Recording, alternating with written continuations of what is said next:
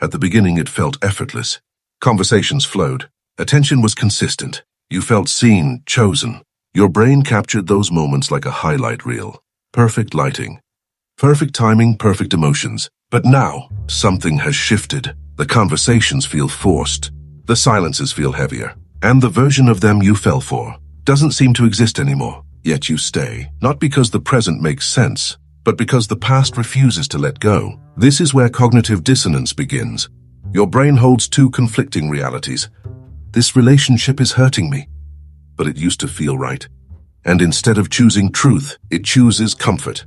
As Carl Jung once said, until you make the unconscious conscious, it will direct your life and you will call it fate. You start ignoring red flags, not because you don't see them, but because acknowledging them would destroy the story you've built. Think about it. There's always a moment, small, almost invisible, when logic loses to nostalgia. Maybe it's when they cancel plans again, or when their effort quietly fades. You feel it, but instead of walking away, you replay who they used to be, and that memory becomes stronger than reality. You didn't fall in love with who they are. You fell in love with who they could be. That version is powerful because it lives in your imagination, not in evidence. This is the potential trap. You begin editing their behavior in your mind. They're just stressed.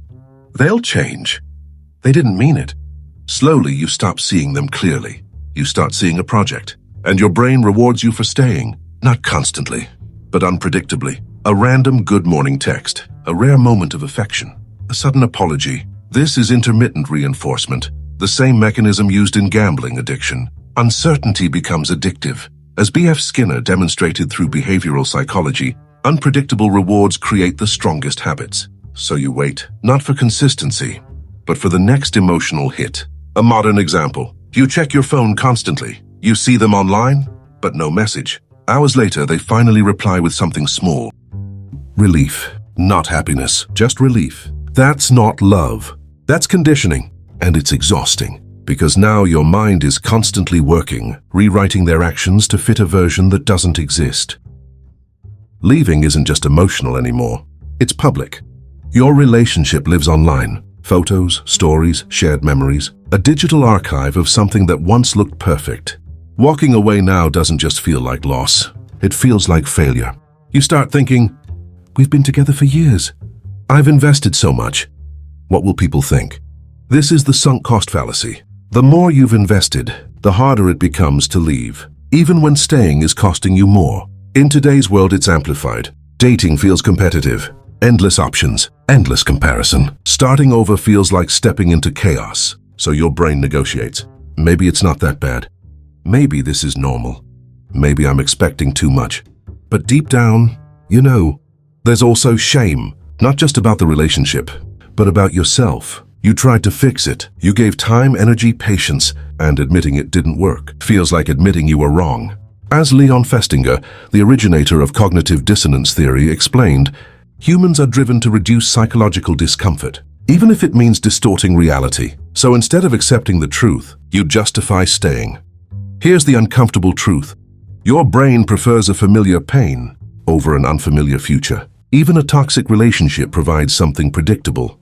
You know their patterns.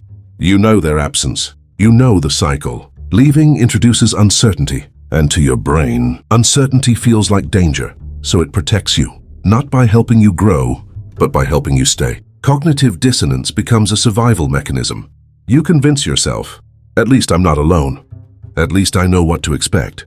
But this constant self-justification comes at a cost. Stress. Not loud, dramatic stress, but quiet, chronic tension. You overthink conversations. You replay moments. You question your own perception. A modern example. You screenshot chats, reread them, send them to friends asking, am I overreacting? That question alone reveals everything. Because deep down, you already know the answer. So how do you break the cycle? Not with emotion, with clarity. Start by separating facts from feelings. What do they consistently do? Not what they promise. Not what they once were. Second, borrow perspective. Talk to someone outside the relationship. Someone who isn't emotionally invested. Because your mind is biased. Theirs isn't. And finally, shift the goal. Stop asking, how do I fix this relationship? Start asking, am I aligned with reality or protecting an illusion? Because the real loss isn't the relationship, it's the version of yourself you're abandoning to keep it alive. Cognitive dissonance ends the moment you choose truth over comfort. And that moment feels terrifying, but it's also the first honest step towards psychological freedom.